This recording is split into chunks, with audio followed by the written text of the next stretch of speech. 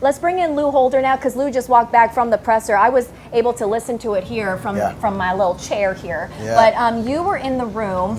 We just talked about Von Miller and how the coach spoke so highly about him, and you did as well. Yeah, I just feel that I love how he said that the first day of the camp, Dan Quinn was interested in how the newer veterans were going to assimilate into this culture. Right. And one of them was Von Miller, right? And how they're going to customize throughout the season, because we talked about them being an older group of players, That's how right. they're going to customize throughout the season how they use them and how he did mention something that you either have it or you don't. That's right. He You mentioned either something like a boxer and how you jab, right? Von Miller has it, right? And that's why they brought him in here. One of the best in the game. Correct. So I think that was because that's something that they sorely missed, a edge rusher, someone to get to that quarterback, right? Right. Okay, so we got to familiarize ourselves more with number 24. Also, our own Chick Hernandez was in the presser too, and he asked Coach about. What did I do? Oh, hey, Listen, hey, I Chick. just have one question. Have you seen Robin? Batman. Chick, please. That's what he does. That's what he does. Chick Hernandez asked Coach about consistency and just the significance of having Cliff back here to work with Jaden. And the coach went into really like the work ethic of Jaden. He is the first one in, last one out. How big of a role does that play in his talent? So I was taking some notes throughout the press conference, and it's not just Cliff is the one that has Jaden, right? Yeah. But the whole coaching staff came back, right?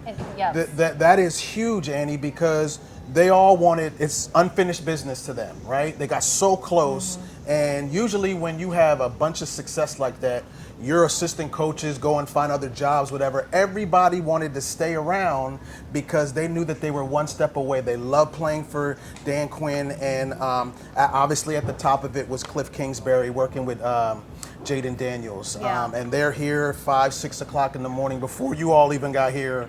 And that is key because the development, I can't, Jason Campbell, you list any of the quarterbacks that I have had that I have had covered over the last 23 years. The fact that you have had a consistent offensive coordinator for more than 1 or 2 years, that doesn't happen around here. So the fact that Jaden is coming in and not having to learn a new offense like Robert Griffin III did, like Sam Howell did, like Taylor Heineke, every quarterback that you can name in the last couple of decades had to deal with multiple offensive coordinators, multiple minds, learning new playbooks. Jaden is coming in, and a lot of these players are coming in already knowing the base because it's not changing, it's just being elevated. And that's the thing. What do we always say? Consistency is key. Yeah. And I'm excited to see that partnership again. Also, you mentioned the offensive line.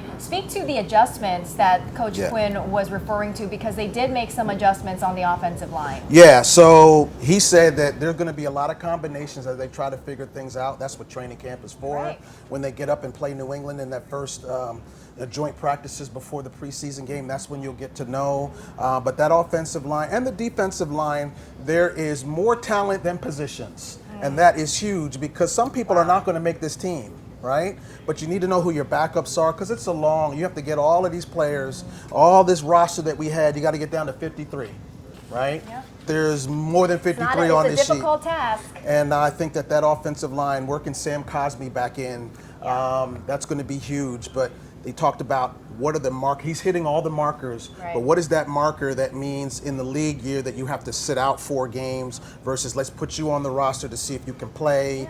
But Laramie Tunsil and Brandon Coleman, who's going to speak to the media later on today, Brandon Coleman, that's going to be huge because that left side is Jaden Daniels' blind side. So you gotta, that movie was spot on. Well, you got to protect the blind side, and they put a lot of effort into protecting that blind side for Jaden Daniels. Real quick, JD5 came out with a bang yesterday. He was working with Debo, and it looked good, right? They looked good out there together. Yeah, I mean, That number 5 is good. Yeah, he is good. He's good. He gives everybody optimism because he makes everybody on that field a lot better. And the optimism that you have about going to the Super Bowl and what everybody else has, the only reason why you should have that optimism is because the most important position on the field is secured for a long, long time. There you go.